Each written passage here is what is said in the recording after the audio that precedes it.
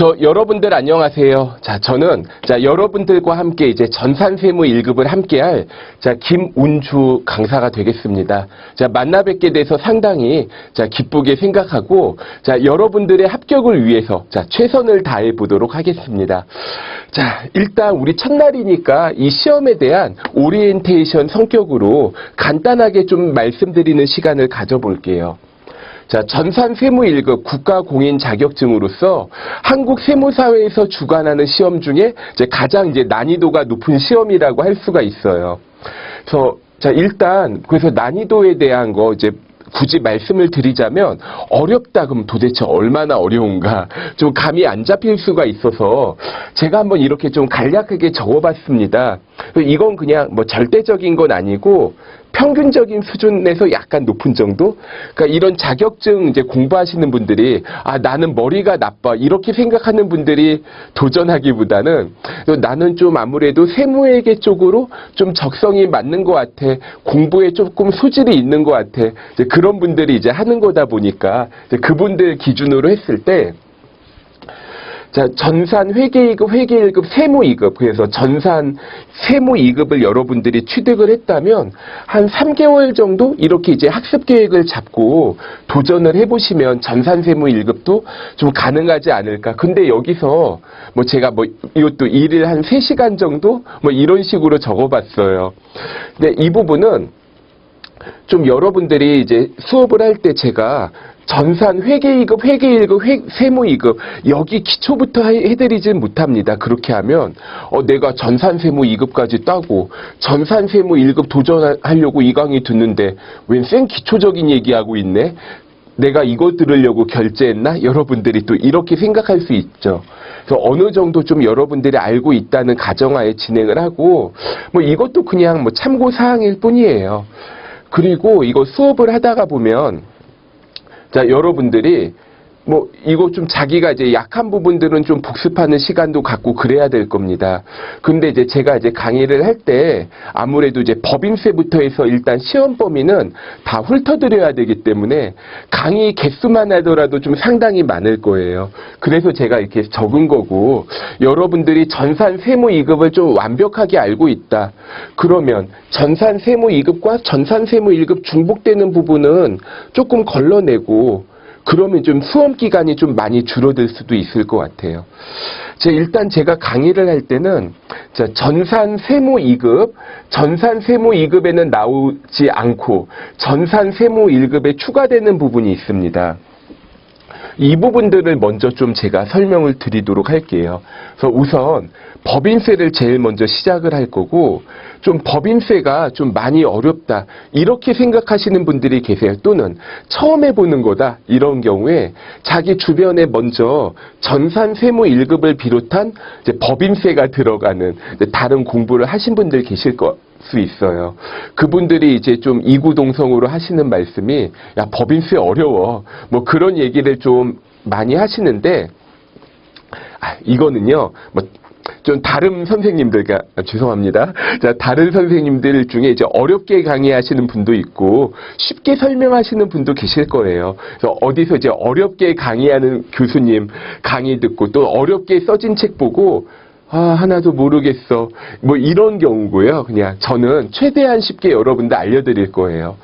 제가 대학생 때 저는 대학교 1학년을 마치고 군대를 갔다 왔어요. 그래서 아무래도 좀 회계사 공부라도 해야 되는데 좀 군대를 늦게 가면은 조금 공부에 대해서 알 것 같으면 졸업 시기가 돼버릴 것 같으니까 좀 1학년 마치고 군대를 갔다 와서 처음에 제가 좀 나왔던 부대가 조금 좋은 부대였어요. 그러니까 좀 자기 개발을 하는 거를 좀 허용을 해줬습니다.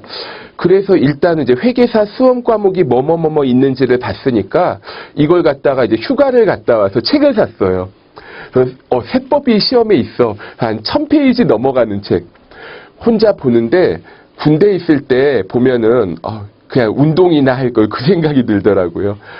그냥 한 20페이지도 못 본 것 같아요. 왜 그러냐면 처음에 뭐가 나오는데 막 용어가 써져 있는데 이게 뭔 말인지도 못 알아듣겠고 이해하기도 힘들고 이게 공부하다가 혼자 책 보고 그냥 보는데 궁금한 게 있으면 뭐 물어볼 사람도 없고 그래가지고 그냥 제가 하다가 나중에 이제 제껴두고 막 그랬던 기억이 나는데요. 좀 이게 여러분들이 좀 이제 공부할 때 좀 쉽게 알려주실 수 있는 선생님이 계신다면 좀 많이 도움이 될 거예요. 그래서 저도 나중에 이제 군대 갔다 와서 이제 학교 복학하고 또 학원을 다니는데 또 그때도 너무 어려운 거예요. 그래서 막 이게 내가 이 길이 아닌가 보다 좀 요즘 용어로 멘붕에 빠지고 그랬는데 나중에 조금 지나고 나니까 이거 이렇게 설명하면 되는 거잖아. 그런 부분들이 많이 눈에 띄더라고요. 그래서 법인세 뭐 어렵다고 생각할 수 있지만 저한테 배우면 쉬워요. 그리고 또 특히 전산세무 1급 법인세는 우리 프로그램을 좀 이용할 수가 있죠. 그래서 좀 약간 계산식이 복잡한 건 데이터만 입력하면 되거든요. 그러니까 전산세무 1급 법인세를 저한테 들을 때는 아주 쉽다? 조금 쉬우니까 여러분들이 그냥 용기를 잃지 마시고 저만 믿고 따라오시면 되겠어요. 그 다음 이제 원천징수에 대해서 전산세무 2급의 원천징수는 근로소득의 원천징수만 추가가 돼요. 그런데 전산세무 1급에서는 이자소득, 배당소득, 사업소득, 기타소득, 퇴직소득의 원천징수도 추가되니까 참고로 알아보시면 되겠습니다. 그래서 제가 강의를 할 때 법인세가 끝나면은 소득세를 그 다음에 좀 진행할 예정이에요. 그래서 전산세무 2급과 전산세무 1급 좀 비교를 해보자면 아까 법인세가 추가된다고 했는데 비중이 상당히 큽니다. 그러니까 우리 시험이 객관식 문제 30점, 법인세를 제외한 나머지 실습이 40점, 그러니까 법인세 전산 실습이 30점 이렇게 구성되고 또 객관식 문제도 한두 문제 나옵니다. 그 100점 만점에 한 34점 정도니까 3분의 1 가까이가 법인세가 돼버리죠. 이 부분 많이 중요하고 아까 원천징수 추가된다고 했는데 이 부분은 여러분들 시험에 나올 수도 있고 안 나올 수도 있어요. 원천징수가 여러분들 시험에서 12점 정도가 나올 거예요. 그러니까 근로소득에 대한 원천징수만 12점이 나올 수도 있고 근로소득에 대한 거 한 8점 정도 나오고 이 중에서 4점짜리 한 문제 추가되는 정도? 근데 이 부분은 오히려 쉽습니다. 여러분들이 시험 문제 나오면 와 쉽다 하고 그냥 신난다 하고 풀어주면 돼요. 그러니까 사실 예를 들어 연말정산 같은 거 문제를 낸다고 상상을 해볼게요. 근로소득자의 연말정산. 전산세무 이거 공부하셨죠? 뭐 별의별 거 만약에 연말 나왔던 내용들 뭐 있는 대로 다 집어넣으면 문제 아주 어려울 수 있잖아요. 그런데 얘네들은 그 어렵게는 이자 배당 사업 이런 것들은 어렵게는 내지 않더라고요. 그리고 이제 전표 입력 문제가 좀 많이 축소가 됩니다. 그러니까 전산 세무 1급에서 100점 만점인 건 같은데 법인세가 30점이 들어온다는 건 다른 부분을 좀 줄여야 되죠. 전표 입력이 많이 줄어들어요. 전산 세무 2급은 일반 전표 5문제, 메인 매출 전표 5문제, 그래서 10문제, 한 문제당 3점 해가지고 30점 정도가 출제가 된다면 전산 세무 1급은 그냥 한 4문제 정도 나오고 있어요. 근데 이 4문제도 문제에서 일반 전표에 기록하시오, 메인 매출 전표에 기록하시오 이런 언급이 없습니다. 그냥 우리가 문제를 보고 이걸 일반 전표해야 될지 메인 매출 전표해야 될지 여러분들 스스로 판단하게끔 출제가 돼요. 그 다음 전산세무 1급 학습 순서 이렇게 했는데 자, 이 부분은 결론부터 말씀드리자면 제가 강의를 제공하는 순서 있죠. 그 순서대로 따라주시면 돼요. 사실 전산 회계 1급, 세무 2급 뭐 이런 것들도 좀 아무래도 좀 이거 이론하고 실기를 병행하면서 하는 게 좋습니다. 그런데 좀 이거는 이제 다른 선생님들도 제 책으로 강의를 하는 경우가 많아가지고 이거를 이론 따로 실기 따로 이렇게 막 이론하고 실기를 막 섞어 놓으면은 다른 분들이 좀 강의를 힘들어하고 또 그리고 또 동영상 강의 같은 거 판매할 때 이론 강의, 실기 강의를 따로 제공하는 사이트가 있을 수 있죠. 그래가지고 저도 그냥 남들처럼 써버렸는데 전산세무 1급을 이렇게 인터넷 강의를 하고 그러니까 자기가 책을 쓰면서 자기 책으로 인터넷 강의 하시는 분들이 많지는 않으세요. 제가 아는 분 중에도 다 해도 한 3분 정도 계신가? 저 말고? 아무튼 많지가 않으십니다. 한 3분, 4분 계신 것 같아요. 그러다 보니까 그냥 제 맘대로 쓰게 됐어요. 그래서 일단 요 순서대로 여러분들이 이제 학습 계획을 잡아주시면 돼요. 법인세, 전산세무 2급에서 안 배웠으니까 먼저 하고, 그 다음에 원천징수 이 부분 이제 그 다음에 할 건데, 이걸 그냥 이론만 몰아서 쭉 하는 게 아니라 이론하고 그 다음 실기하고, 예를 들어 뒤에 가면 뭐 접대비에 대한 게 있어요. 법인세 이론에서 접대비 이론하고 접대비 전산실습, 대손충당금 이론하고 대손충당금 전산실습, 이런 식으로 이제 병행을 하는 게 좋습니다. 근데 이제 일부 책들 보면 어떤 책은 이론하고 실기를 구분을 해가지고, 그게 나쁜 의도는 아니에요. 이론하고 실기를 구분해가지고 처음에 이론만 왕딱 몰아놔요. 또 실기만 막 몰아놔요. 그럼 이제 어떻게 되겠어요? 접대비부터 해서 뭐 대손충당금 다른 이론들을 쭉 합니다. 끝났어요. 나중에 이제 법인세 실기할 때쯤 되면 어떻게 돼요? 좀 배운 지가 오래됐으니까 다 까먹죠. 그럼 실기책에서 이론에 대한 내용을 실기 부분에서 또 새로 막 집어넣어야 돼요. 어쩔 수 없이. 그러니까 이제 같은 내용을 2번 적게 돼서 중복되는 부분이 많다 보니까 책이 좀 두꺼워졌고, 뭐 한 1200페이지, 뭐 1300 이렇게 되거나, 아니면 책을 뭐 2권이나 3권으로 낸다거나, 이런 식으로 되는데, 제 책은 좀 그런 걸 좀 많이 줄였어요. 그냥. 그래서 좀 제 책은 한 권으로 나와가지고, 이것만 봐도 합격할 수 있을까 고민하실 수도 있는데, 자, 저만 믿고 따라오시면 됩니다. 그리고 이제 부가가치세, 그리고 재무회계나 이제 전표입력이 좀 범위가 좀 좁다고 했으니까 제가 조금 뒤로 밀어놨습니다. 그리고 이제 결산도 전산 세무 2급에서는 15점 정도가 나올 거예요. 3점짜리 15점 정도 나올 텐데, 전산 세무 1급에서는 그냥 2점씩 해서 4문제 정도 나와요. 근데 결산은 아무래도 전표 입력을 해야지 좀 결산을 하는 거다 보니까 결산을 전표 입력보다는 조금 뒤로 강의 배치를 할 거고, 원가에게는 좀 휘발성이 강합니다. 잘 까먹어요. 그리고 실기가 나오지 않죠. 우리 시험에서는 원가액에 대한 전산실습을 출제하는 게 아니다 보니 그냥 제가 이제 맨 마지막쯤에 이렇게 배치를 해봤습니다. 그리고 또 제가 당부의 말씀, 어떤 부분이 이해가 안 되잖아요. 막 거기에서 계속 고민하지 마시고 일단 넘어가세요. 여러분들이 강의 들으실 때 한 번 들으면 이제 다시 못 듣고 그런 거 아니죠. 인터넷 강의의 특성상 그냥 몇 번이고 들을 수 있기 때문에 딱 들었다가 나중에 좀 모르겠어 체크해 두셨다가 다른 부분을 하다 보면 그때 그거 이해가 되는 부분이 나올 수 있거든요. 그래서 일단 여러분들이 빠르게 한번 보는 게 좀 중요할 것 같아요. 그리고 전산세무 1급 합격률에 대한 건데, 이 부분은요, 그러니까 이걸 너무 믿지는 마세요. 실제로는 이거보다 합격률이 더 많이 떨어집니다. 예를 들어 63회가 대략 10% 정도 되죠. 그러면은 이게 이 합격률이라는 게 접수자 대비가 아니라 응시자 대비예요.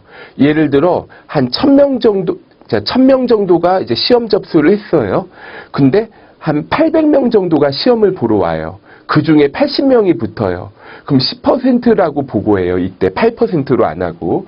그럼 그 결석한 사람들이 내가 진짜 시험만 보면 합격할 수 있는데 진짜 사정이 있어서 못 본 사람들일까요? 아니면 시험 접수했는데 내가 내 자신을 알아요. 보러 가면은 분명 보나마나 떨어질 거예요. 아예 포기를 하고 시험 보러 안 와요. 이런 경우가 많을까요? 포기하고 그냥 시험을 안 보는 경우가 더 많겠죠? 사정이 있어서 안 보는 경우보다. 실질적인 합격률은 여러분들이 좀 생각하는 것보다 더 낮을 수 있습니다. 그래서 좀 수업 들을 때 다 아는 것 같다 그러더라도 좀 방심하지 마시고 좀 이제 복습을 부탁드릴게요. 자, 그다음 본 강의의 특징. 자, 저자가 직접 강의. 사실 저도 편해요. 그러니까 저도 이게 강의를 할 때 다른 분이 쓴 책으로 강의하면 책 쓰는 시간이 절감이 되니까 그 시간에 이제 강의 하나 더 찍고 할 수가 있는데 제 책 가지고 하는 게 아무래도 제가 알고 있는 지식을 여러분들한테 전달하기 편하고 제가 이렇게 빔을 띄워드리잖아요. 또 만약에 다른 저자책으로 하게 되면 좀 이게 저작권 문제가 걸릴 수 있어서 또 이제 제가 그 책으로 강의하고 싶은데 빔 띄워서 해도 되겠습니까? 또 이제 허락 받으면 또 이거 워드로 일일이 쳐야 되죠. 근데 좀 이제 제 책으로 하니까 그런 거에서 해방이 되더라고요. 그 두 번째로 이제 친절한 카톡 상담이라고 해드렸는데, 이 부분은 이제 유료 강의 첫 번째에서 제 카톡 아이디를 알려주고 시작을 할 겁니다.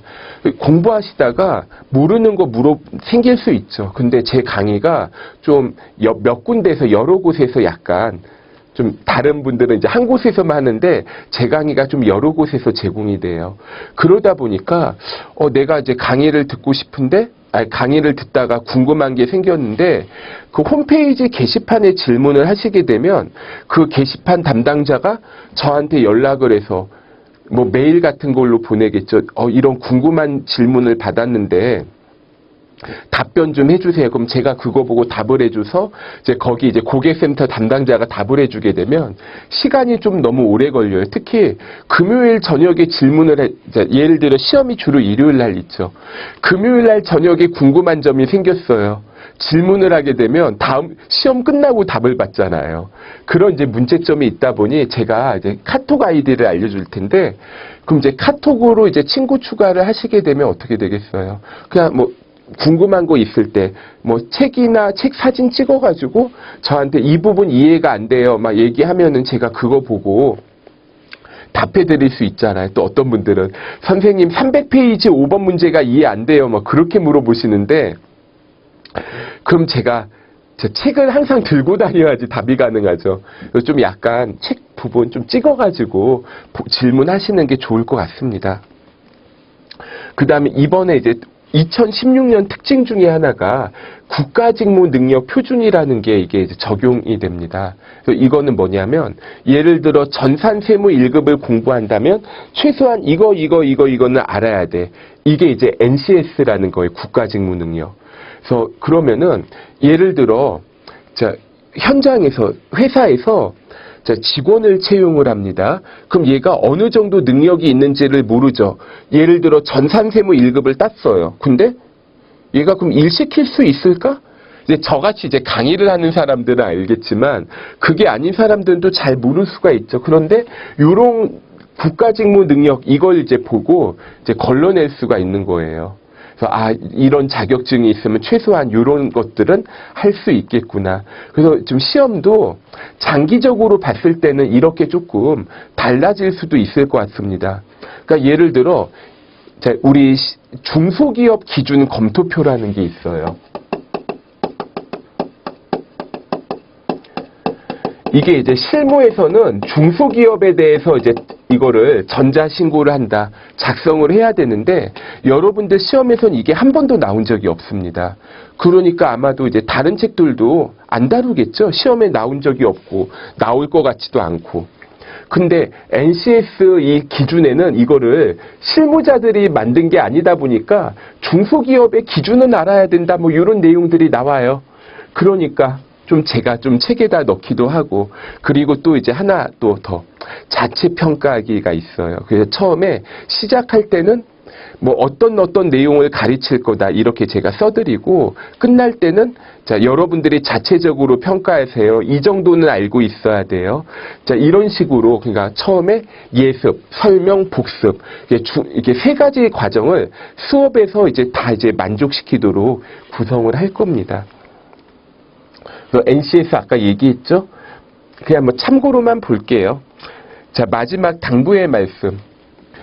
이게 인터넷 강의를 듣다 보면 옆에 이제 주변 사람 눈치를 안 봐도 되잖아요. 그리고 자꾸 막 유혹이 생겨요. 그러니까 제가 이게 강의를 해보면은 보통 이제 좀 수업 시간에 다른 짓 하는 분들이 가끔 계십니다. 그러면 이걸 갖다가 상당히 이제 수업하는 입장에서 이걸 뭐라고 해야 될까 말아야 될까 막 생각하면서 이렇게 이제 좀 지장을 받게 되더라고요. 근데 이건 인터넷 강의니까 뭐 그런 일은 없겠지만 여러분들 손해입니다. 그러니까 뭐 카톡을 한다거나 뭐 네이트, 뭐 메신저 다음에 내가 옷 사고 싶은데 홈쇼핑 한번 검색해 볼까? 이런 이제 충동을 많이 느끼실 수 있어요. 그렇지만 좀 자제해 주셨으면 합니다. 수업에 집중을 하세요. 그리고 이제 예습 복습이 있는데 어떤 선생님들은 예습을 중시하고 어떤 선생님들은 복습을 중시하는데요. 저는 좀 복습을 좀 해주세요. 자, 무슨 말이냐면 여러분들이 예습이 가능하잖아요. 예습해서 다 알 것 같아. 그러면요. 그냥 제 강의 들을 필요 없죠. 그냥 책 아무거나 하나 사가지고 혼자 보면 되겠죠. 그렇지 않나요? 혼자 책을 들여다 봤을 때, 뭔 말인지 모르겠고 어려우니까 강의를 듣는 거잖아요. 그래서 일단은 그냥 강의 집중해서 듣고, 그 다음에 복습 바로 해주세요. 그러니까, 여러분들이 30분짜리 수업을 듣잖아요. 수업 듣자마자 바로 복습하면 5분이면은 복습이 가능해요. 근데 이걸 갖다 다음 날로 넘기면은 또 한 10분, 15분 이렇게 오랫동안 더 보셔야 됩니다. 그래서 좀 사람이 이제 망각이라는 걸 하니까 까먹기 전에 바로 보는 게 좋고, 제 강의를 할 때도 좀 강의 시간이 좀 다른 분들에 비해서 좀 짤막짤막 할 거예요. 그러니까 여러분들이 좀 지루하거나 아니면 앞에 내용 잊어버릴만 하면은 끝내서 이제 바로 복습할 수 있게 이제 진행을 할 겁니다. 자, 여러분들이 이제 제 수업 들으면서 가끔가다 이제 합격했다고 저한테 연락 주시는 분들 계시는데, 그럼 이제 제 입장에서 너무 좋더라고요. 자, 나중에 합격하시면 자, 약속 하나만 저 아까 카톡 아이디 알려주겠다고 했죠.